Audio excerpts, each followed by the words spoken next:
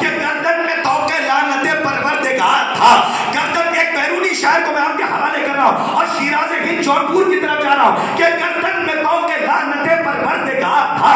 تکبر جہان بھر کی حقارت کا پیرہن, آنکھوں میں ظلم و جور کے کاجل کی ڈوریاں, باندھا منافقت کی تپش سے شکن شکن, دکھتی تھی دور سے کہ وہ ابو جہل کی بہو, سینچا گیا تھا شعلہ نمرود سے بدن, ہوٹوں پر منقبت تھی سعود و یہود کی, ہوٹوں پر منقبت تھی سعود و یہود کی, باہوں میں ڈالروں کی چھنا چھن چھنن چھن.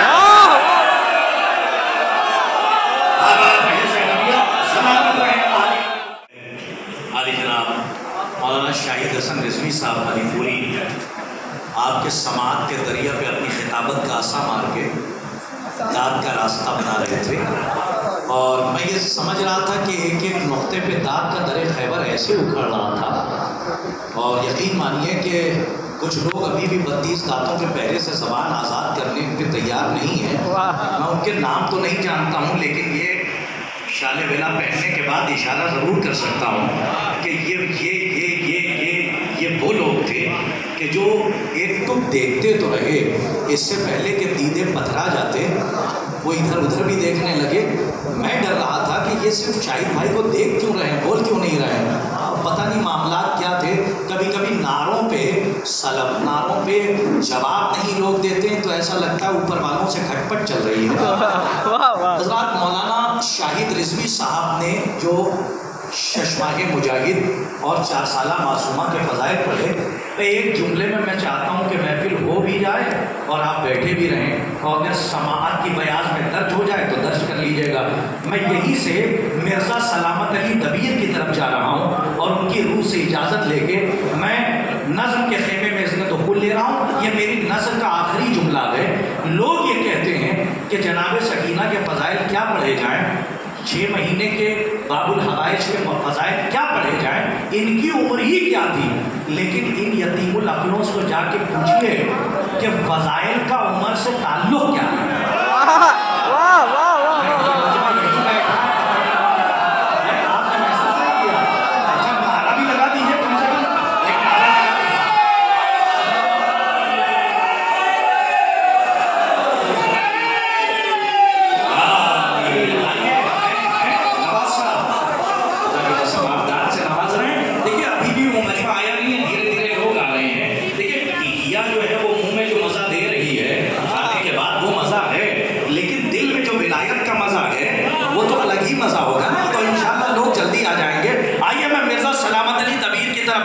لیکن آپ مرزا دبیر کو ایسے ہی سنیے گا جیسے سننے کا حق ہے, ورنہ ہر جگہ پہ مرزا دبیر اور میر انیس نہیں پڑھے جاتے, بلکہ یہاں نظامت کا وعدہ ہی اس لیے ممبئی میں لیا جا رہا ہے کہ کرتاز بھائی آئیے تو بزرگوں کو ضرور سنائیے. تو جب آپ کی امیدیں ہیں تو میں امیدوں پہ کھرا اترنا چاہتا ہوں. آئیے میں نظامت کی بیساکھی کا سہارا لے کر اس کانوانے مدد کو 2 گام آگے لے جا رہا ہوں. مرزا دبیر نے بہت پہلے کہا تھا, فرماتے ہیں محروم کسی کو نہ سخی نے رکھا. نہیں دیکھیے یہ ربائی کا لہجہ ہے, اسے تھوڑا سا اٹھ کے سنیے گا. اس لیے کہ ممبئی میں شاعری سنی جاتی ہے اور آپ کے درمیان آ کے ایسا لگتا ہے کہ ہاں اردو لکھی بھی جا رہی ہے اور بولی بھی جا رہی ہے اور پڑھی بھی جا رہی ہے.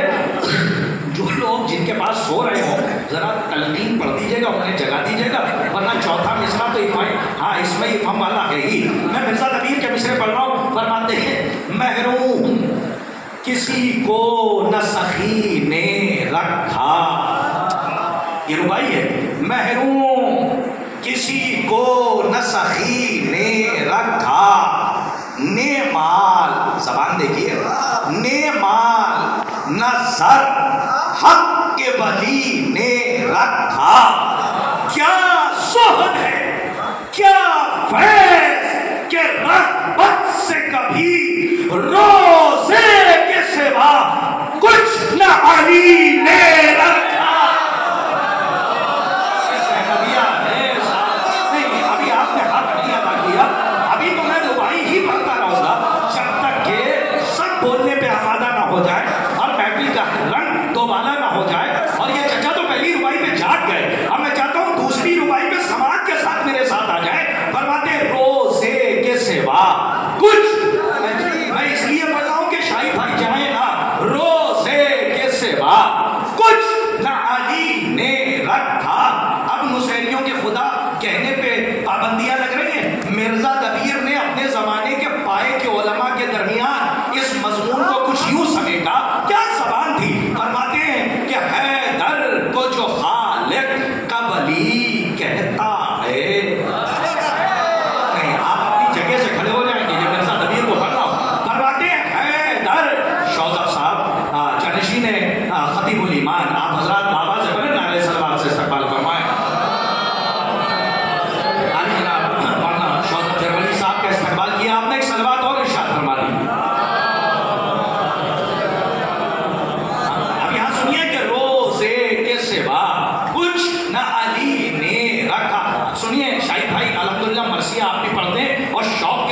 ذوق بھی رکھتے ہیں. انشاءاللہ اپنی جگہ پہ نہ بیٹھیے گا. فرماتے ہیں کہ حیدر کو جو خالق کا ولی کہتا ہے، شاباش قدیر ازلی کہتا ہے.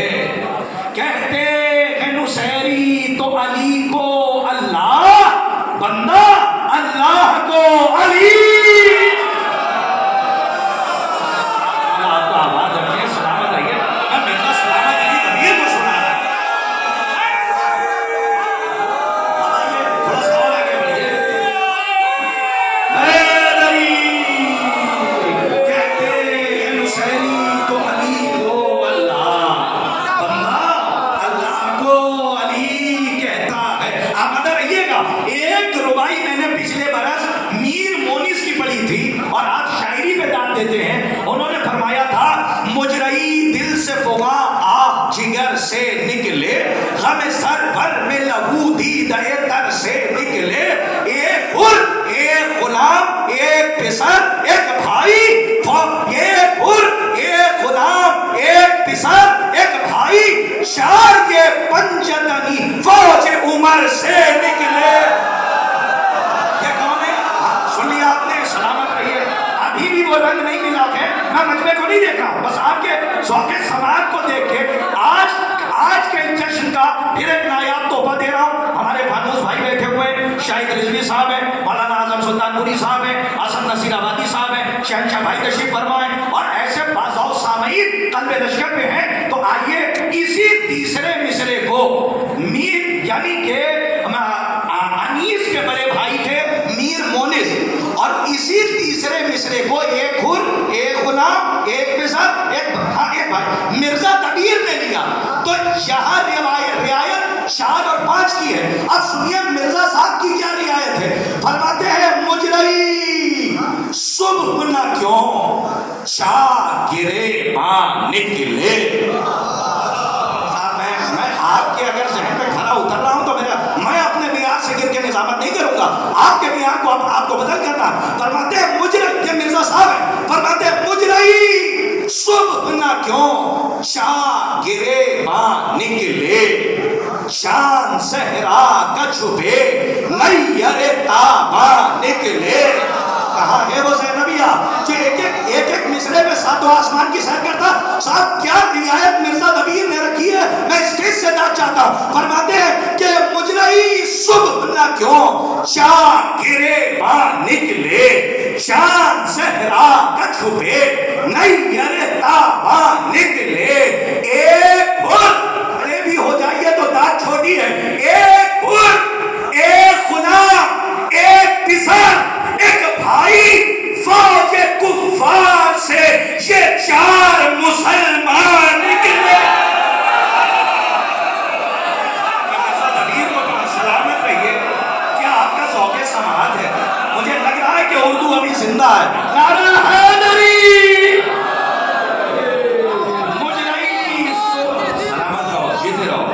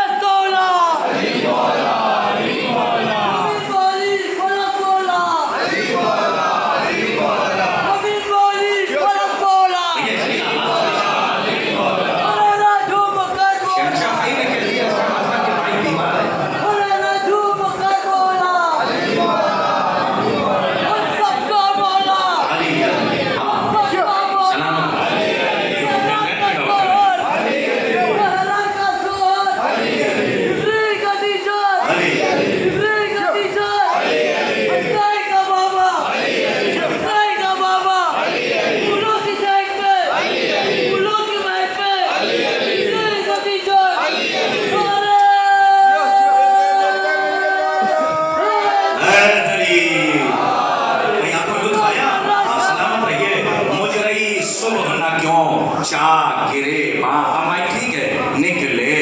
مجرئی صبح نہ کیوں شاہ گرے ماں نکلے. ہاں چاند زہرا کا چھپے نیر تاباں نکلے. ایک گل ایک غلام ایک پسر ایک بھائی فوج کفار سے یہ 4 مسلمان نکلے فوج کفار عظیم بھائی کونین پا خالد کا ولی غالب ہے ربائی پڑھ رہا ہوں اور خدا کی قسم اگر آپ نے میرے اندر کے ناظم کو جگا دیا تو پوری رات نظامت ربائی پہ ہو جائے گی نہ میں قطعے پہ جاؤں گا نہ صداب پہ سنیے گا فرماتے ہیں مرزا نبی کہ کونین پا خالق کا ولی غالب ہے ایمان ہے روح اور علی طالب ہے اللہ ہے مطلوب نبی طالب ہے کیا ذات علی ابن ابی طالب اچھا میں بزرگوں کو اس لیے بھی پڑھنا ہوں عظیم بھائی اس جملے کی داد دے دیں تاکہ پتہ تو چلے کہ مضمون کہاں کہاں سے اٹھائے کیا ذات علی ابن ابی طالب ہے نواز رہے تھے میں بہت آرام سے مصرے پڑھ دیتا ہوں کہ جو عبد تھا وہ ملا ہم کو کوہ طور تلک اب آپ تو شاعری پہ داد دے رہے ہیں جو عبد تھا وہ ملا ہم کو کوہ طور تلک جو عبدہو تھا وہ پہنچا بساط نور تلک نہیں ابھی تک مطلب کی داد نہیں ملی اور میں پھر آرام سے لہجے کا شعر پڑھ دیتا ہوں فرماتے ہیں محترم میں نام بعد میں بتاؤں گا پہلے آپ شعر سن لیجئے فرماتے ہیں کہ جو عبد تھا وہ ملا ہم کو کوہ طور تلک جو عبدہو تھا وہ پہنچا بساط نور تلک وہ جبرائیل تھے سدرہ پر جن کو روک دیا پھر اس کے بعد محمد گئے ہیں دور تلک یہ زینبیہ ہے والا آپ کو آباد یہ محترم قرطاس کربلائی صاحب کے مصرے تھے جو میں نے آپ کو سنا دیے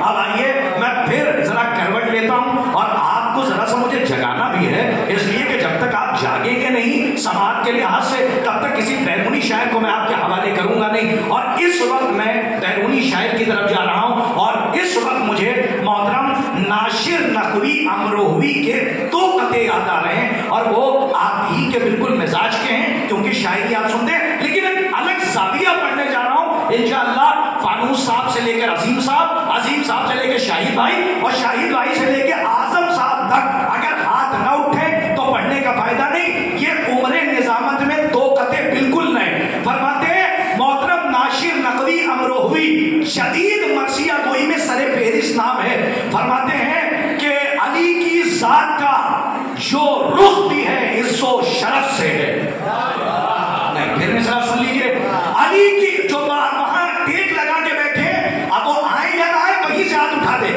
فرماتے ہیں علی کی ذات کا جو رخ بھی ہے عز و شرف سے ہے علی کا آنا کعبے سے ہے اور جانا نجف سے ہے نہیں آپ ابھی تک مصرع پہنچا نہیں محترم ناشر نقوی امروہوی عجیب زاویے کا مصرع کہہ گئے فرماتے ہیں خاص طور پہ شاہد بھائی ملاحظہ فرمائیے فرماتے ہیں کہ علی کی ذات کا جو روح بھی ہے عز و شرف سے ہے علی کا آنا کعبے سے ہے اور جانا نجف سے ہے خدا نے کعبے کو ہر سمت سے قبلہ ہی رکھا ہے خدا نے کعبے کو ہر سمت سے قبلہ ہی رکھا ہے علی کی جائے پیدائش پہ سجدہ ہر طرف سے ہے زینبیہ میں نے مولا آپ کو آباد رکھے میں پھر بہت آرام سے پڑھ دیتا ہوں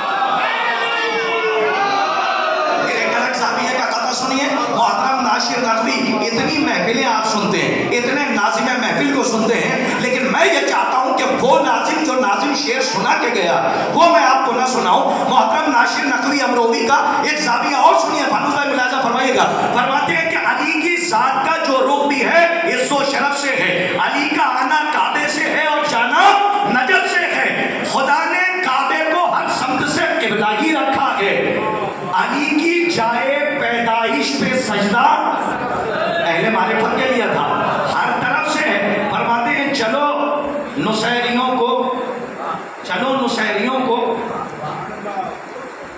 اچھا اب اس کو بھی بچا کے کیونکہ آپ کا چہرہ میں نے دیکھا ہے تو اب میں یہ چاہ رہا ہوں کہ الحمدللہ ذرا سا ان بچوں کو اور نوجوانوں کو ذرا کروٹ کی طرف لے چلا جائے ورنہ میں بولتا رہوں گا اور یہ مجھے سنتے رہیں گے بعد والے شعراء کو بھی تو ان کو سننا ہے جو آپ کی فرمائش ہے میں وہ ابھی پوری کر دوں تاکہ آپ بیدار ہو جائیے. مجھے محسن نقوی شہید ہمارے ذیشان صاحب بیٹھے ہوئے ہیں, انہوں نے آنے سے پہلے کہہ دیا تھا کہ یہ ضرور پڑھ دیجیے گا, وہ میں پہلے پڑھ دیتا ہوں تاکہ بات کی امانتیں جلدی پہنچ جائیں. مجھے محسن نقوی شہید کی وہ نظم یاد آ گئی جو آپ کی فرمائش ہے. فرماتے ہیں جب اردو سن رہے ہیں تو ایسے سنیے کہ کل شب کو خواب میں ہے میرے دور پرفتن. ہاں تھوڑا سا جاگ کے سنیے گا. کل شب کو خواب میں ہے میرے دور پرفتن, کل شب کو خواب میں ہے میرے دور پرفتن, دیکھی یزیدیت کے قبیلے کی ایک دلہن. نہیں زینبیہ اس کی رنگ سے سن لے تو میں یہ سنا دوں. علامہ محسن نقوی شہید فرماتے ہیں کل شب کو خواب میں ہے میرے دور پرفتن, دیکھی یزیدیت کے قبیلے کی ایک دلہن, گردن میں طوق لعنت پروردگار تھا, گردن میں طوق لعنت پروردگار تھا, تن پر جہان بھر کی حقادت کا پیراہن.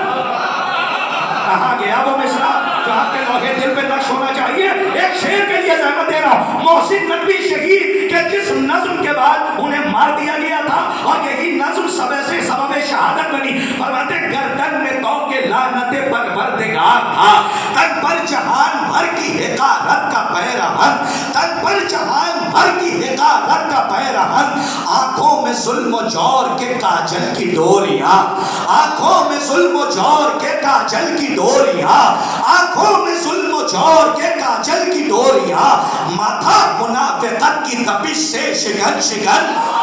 سلامت رہیے, آباد رہیے, کیا لاج رکھ رہے آپ. فرماتے آنکھوں میں ظلم و جور کے کاجل کی ڈوریاں, ماتھا منافقت کی تپش سے شگن. اب مجھے معلوم ہے کہ اس شعر پہ آپ ضرور بولیں گے, ابھی یہ تو ہر عمر کے بچے کے لیے شعر ہے. ملاحظہ فرمائیے گا کہ آنکھوں میں ظلم و جور کے کاجل کی ڈوریاں, ماتھا منافقت کی تپش سے شگن شگن, دکھتی تھی دور سے ہی وہ ابو جہل کی بہو. سلامت رہیں آپ.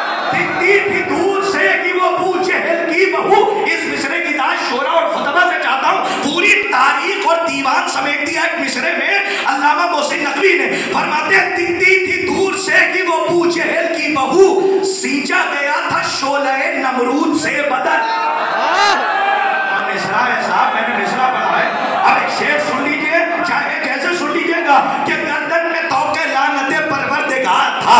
گردن ایک بیرونی شاعر کو میں آپ کے حوالے کر رہا ہوں اور شیراز ہند جونپور کی طرف جا رہا ہوں کہ گردن میں طوق لعنت پروردگار تھا, تن پر جہان بھر کی حقارت کا پیراہن, آنکھوں میں ظلم و جور کے کاجل کی ڈوریاں, ماتھا منافقت کی تپش سے شگن شگن, دکھتی تھی دور سے ہی وہ ابو جہل کی بہو, سینچا گیا تھا شعلہ نمرود سے بدن, ہوٹوں پر منقبت تھی سعود و یہود کی, ہوٹوں پر منقبت تھی سعود و یہود کی, باہوں میں ڈالروں کی جھنا جھن جھنن جھن. آباد رہے زینبیہ, سلامت رہے عالی ممبئی. آباد رہیے. ہوٹوں پر منقبت تھی سعود و یہود کی, ہوٹوں پر منقبت تھی سعود و یہود کی, پاؤں میں ڈالروں کی جھنا جھن جھنن جھنن. اب میں نے مصرے بھی ایسے پڑھے ہیں کہ جوش کی یاد نہ آئے تو پھر پڑھنے کا فائدہ کیا. یہ مصرع بتا رہا ہے کہ علامہ جوش سے بہت متاثر تھے اور کیا صوتی آہنگ رکھا ہے. فرماتے ہیں کہ ہوٹھوں پر منقبت تھی سعود و یہود کی, پاؤں میں ڈالروں کی جھنا جھن جھنن جھنن. جس شعر کے لیے مارا گیا وہ شعر مائک سے ہٹ کے سن لیجیے. انہوں نے شعر کہا ہے یا دھماچہ مارا ہے. فرماتے ہیں کہ واجب ہے ان کے ساتھ کرو جا کے تم جہاد, دیکھو یہ ہے سپاہ صحابہ کی انجمن. واہ واہ واہ واہ واہ واہ واہ. سلامت رہیے, جیتے رہیے آپ. یہ آپ کے سماعت کی معراج ہے. سلامت رہیں. ہوٹوں پر منقبت تھی سعود و یہود کی, ڈالروں کی جھنا جھن.